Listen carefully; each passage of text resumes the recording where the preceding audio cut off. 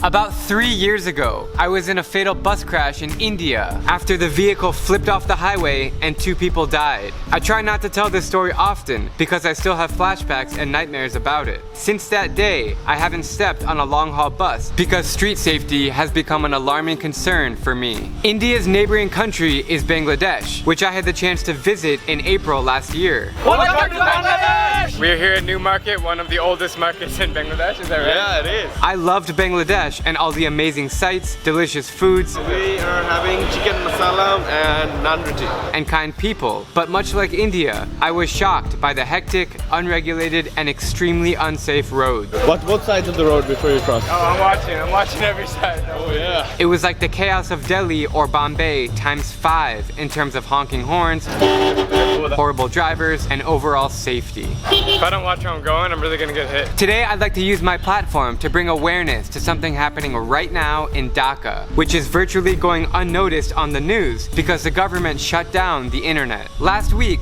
2 students in Dhaka got hit by a speeding bus and were killed. Every day since then, thousands of students have hit the streets to demand for safer roads. They blocked several major intersections and rallied in rainy weather to make their voices heard.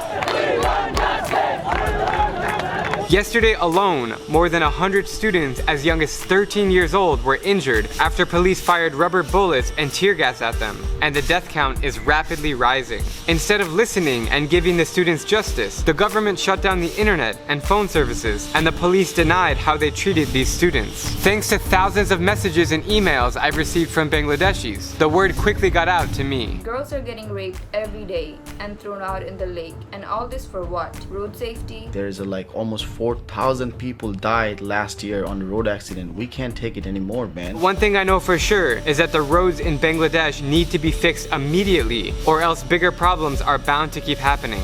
All these horns, man. I am a victim of a severe bus crash, and nobody else, whether it be in Bangladesh, Thailand, Brazil, or the States, should have to fear death when entering the road.